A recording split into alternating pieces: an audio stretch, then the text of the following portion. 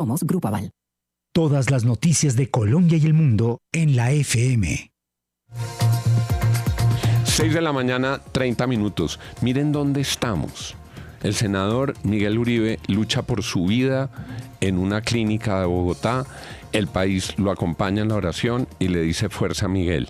Y se instala una narrativa que está tratando de coger camino, que se la hemos oído a dirigentes políticos de Colombia y se la oímos ayer al tirano dictador Nicolás Maduro, que básicamente está orientada a decir que quien quería matar a Miguel Uribe era la extrema derecha colombiana para sacarlo a él del camino, quizás porque iba adelante en las encuestas del Centro Democrático, para desestabilizar el gobierno Petro y para instalar un gobierno de extrema derecha en cabeza de alguien como Vicky Dávila o como María Fernanda Cabal. Se requiere mucha perversidad realmente para que se empiece a abrir el camino para aclimatar una narrativa de este estilo y para decir además que todo esto tiene como telón de fondo un golpe de Estado orquestado por el secretario de Estado en Washington, por Marco Rubio, María Molina en Washington. ¿Hay algún tipo de reacción a este momento frente a lo que dijo el dictador Nicolás Maduro, o ni siquiera recibirá atención esa idea de que al final del camino Marco Rubio, con un loco de la extrema derecha colombiana, es el que mató, el que trató de matar a Miguel Uribe? Juan, muy buenos días. Pues atención seguramente estará recibiendo por parte del secretario de Estado Marco Rubio, pero todavía no hay una reacción. Tendremos que ver si él contesta o no a esta desfachatez. Lo que sí es cierto es que el secretario de Estado Marco Rubio ha condenado de la forma más enérgica el intento de asesinato del senador Miguel Uribe y ha dicho, hablando por el gobierno de Estados Unidos, que esto constituye una amenaza directa a la democracia y es resultado de la violenta retórica de izquierda que proviene desde los niveles más altos del gobierno colombiano. Esto pues lo digo entre comillas del mensaje del secretario de Estado Marco Rubio. Y pues recordemos, Juan, que él hizo un llamado al presidente Petro a bajar la retórica incendiaria. En este momento, a las 7:33 en Washington, todavía no tenemos una reacción directa del secretario de Estado Marco Rubio. Seguramente ya sabe lo que está sucediendo porque él vive con la antena puesta en Venezuela y en Colombia, pero no ha contestado, Juan. Gracias, María. Seguiremos muy pendientes en Washington y más tarde vuelvo con usted porque hay un tema que interesa a muchos colombianos, que son los operativos del ICE contra los migrantes. Volveremos a ese tema más tarde. Gracias, María. 6:33. Si alguien en Colombia conoce las entretelas de la justicia y de la administración de justicia, es el exfiscal, exprocurador, exministro de Justicia, exparlamentario, el doctor Alfonso Gómez Méndez. Le agradecemos que nos atienda en la mañana de hoy. Doctor Gómez Méndez, gracias. Es un gusto saludarlo aquí en la FM. Muy buenos días, doctor Juan, y un saludo para usted y los integrantes de la mesa y desde luego para todos sus oyentes. Doctor Alfonso, en medio de todo esto que está ocurriendo y de esta catarata de noticias, el señor presidente de la República ha firmado ayer un decreto convocando la consulta popular. Lo ha firmado con todos sus ministros. ¿Cuál es su opinión sobre este decreto? Doctor Juan, mira, antier tal vez hubo un foro en el externo de Colombia, en donde participaron pues, intervinientes y juristas de distintas vertientes, de Ramiro Bejarano, el exministro Juan Fernando Cristo, el doctor Humberto Sierra, Héctor Riveros, y en general la tendencia fue de considerar que este decreto es claramente inconstitucional, que la consulta popular sí es un mecanismo de participación, pero no se puede usar como para colocarlo como un coco frente al Congreso. Es más, si de la reforma laboral se trata, pues es mucho más eficaz aprobarla aquí en el Congreso que incluso aprobar la consulta, porque la mayoría de la gente cree que si se llegara a aprobar la consulta, al día siguiente entrarían a regir lo que allí se diga, cosa que no es verdad, porque la consulta popular, a diferencia del referendo, no tiene normas o textos jurídicos, sino mandatos al Congreso. Es decir, el mandato de la consulta tendría que ir al Congreso con los procedimientos del Congreso. Eso de un lado. Tampoco se habló allí muy claramente de una democracia plebiscitaria, de que cada vez que un presidente, o a un presidente, no a este, a cualquiera, no le guste una decisión del Congreso, cualquiera, un texto, inmediatamente convoca la consulta popular. Si se tratara simplemente de la reforma laboral, yo soy partidario de la reforma laboral, sustancialmente. Ese no es el tema. Es utilizar indebidamente un mecanismo de participación, allí se dijo en ese foro, fundamentalmente para buscar efectos políticos, pero que el decreto como tal es claramente inconstitucional, primero porque desconoce la voluntad del Congreso. Incluso en el decreto se admite que el Congreso emitió un concepto desfavorable. Lo que dice es que lo emitió violando los reglamentos, pero eso no le corresponde al presidente. Quien es la justicia, en un caso el Consejo de Estado o en otro la Corte Constitucional, ¿quién diría eso? Entonces el presidente en ese decreto desconoce la voluntad del Congreso. No, el presidente no es el juez de los actos del Congreso.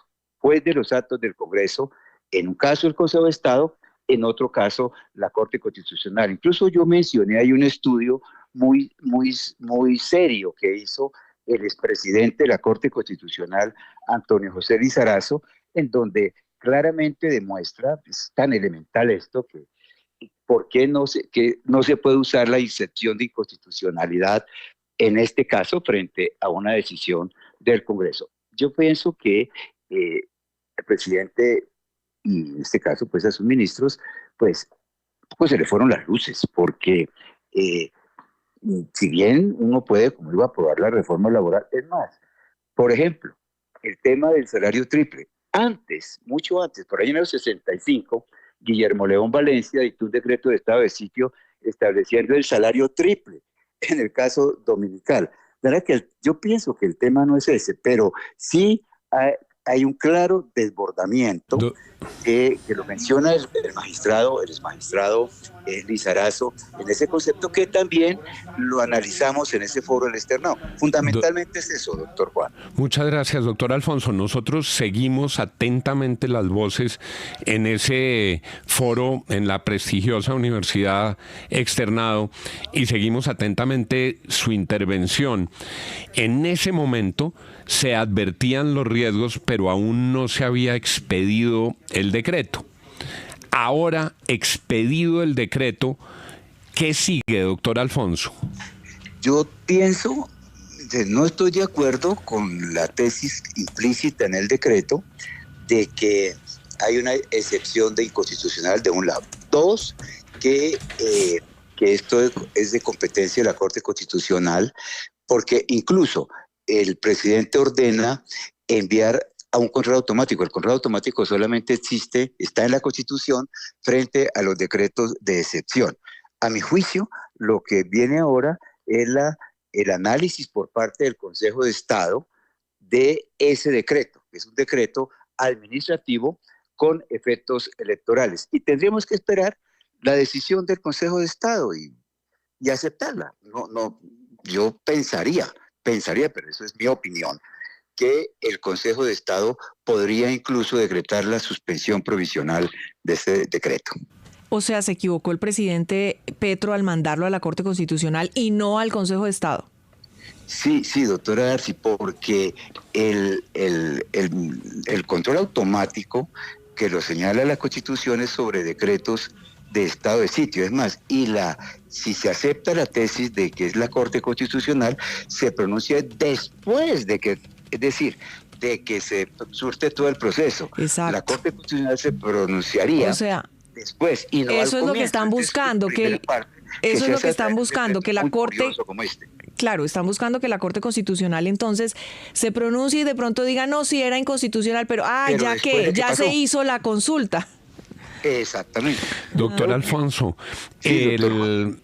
¿el Consejo de Estado puede abocar de oficio la suspensión provisional o se requiere que se presente una demanda y algún demandante pida al Consejo de Estado que se genere esa suspensión provisional por una violación, digamos, manifiesta a texto superior mientras se falla de fondo?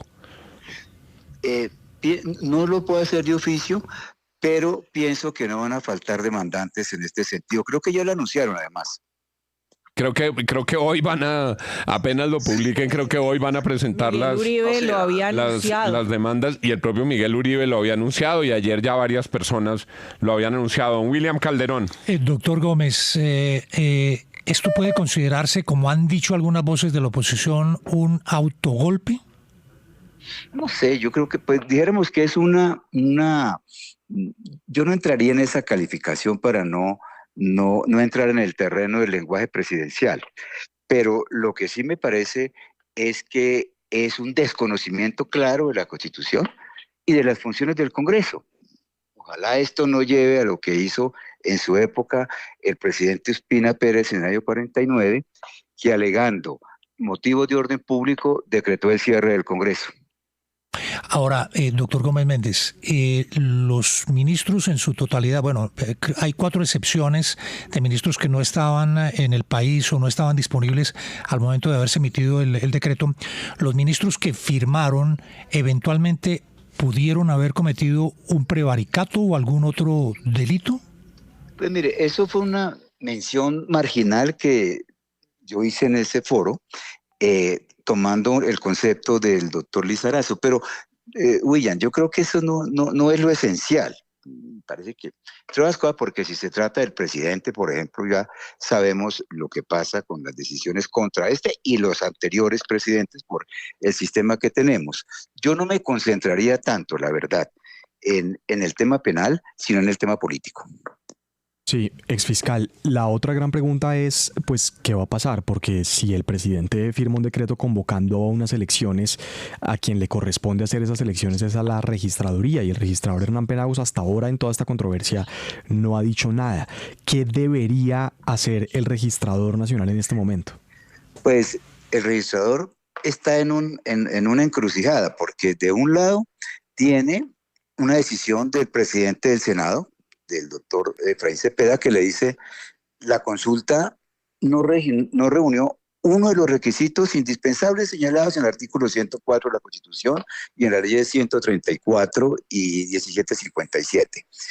Y de otro lado, un presidente que le manda un decreto, vuelvo y repito, es mi opinión, abiertamente inconstitucional, si uno no quisiera estar en los zapatos del registrador, pero pensaría que existiendo esta posibilidad de que vaya al Consejo de Estado, el registrador, por lo menos, como no hay angustia, la organización no tiene que hacerse ya, podría esperar por lo menos una decisión del Consejo de Estado. Pero eso es, dijéramos, del resorte del registrador. Buenos días, pregunta desde la mesa de Medellín. El argumento que utiliza Gustavo Petro en los últimos tiempos es casi para adivinarlo en cada locución. El pueblo es el que manda, por encima del pueblo no hay nadie, la soberanía reside en el pueblo. ¿Hasta dónde llega este argumento y cuánta razón puede o no tener el presidente al utilizar el pueblo como un argumento para sustentar cualquier cosa? No, es que yo creo que el pueblo somos todos, porque ¿cómo se expresa el pueblo? El pueblo se expresa a través del mecanismo electoral. Lo que pasa es que, inclusive si hay un mal antecedente, y es que cuando la constituyente, una constituyente elegido por 3 millones de ciudadanos, revocó un Congreso elegido por 8, se adujo entonces que era que los 3 millones eran del pueblo y los otros eran clientelistas, cuando la verdad eran los mismos votos. Aquí no hay, no hay otro mecanismo para que los ciudadanos se expresen, los ciudadanos, los votantes, como quiera, o como suelen decirse el constituyente primario, no hay otro que la elección, de manera que eso es una falsa dicotomía. Así como se dice ahora, no, es que ahora es el Estado social de derecho, eso no tiene nada que ver. Entre otras cosas, el Estado Social de Derecho no se lo inventó el constituyente del 91, sino que viene de la Constitución de López, Pumarejo y Echandía de 1937. 6 de la mañana, 45 minutos. Es la voz autorizada del exfiscal, exprocurador, exministro de Justicia, Alfonso Gómez Méndez. Doctor Gómez Méndez, gracias por estar con nosotros y gracias por ayudarnos a explicarles a nuestros oyentes qué es lo que pasa con ese decreto que firmaron ayer. Gracias, doctor Gómez Méndez. Muy amable, doctor Juan. Muchas gracias. 6:46.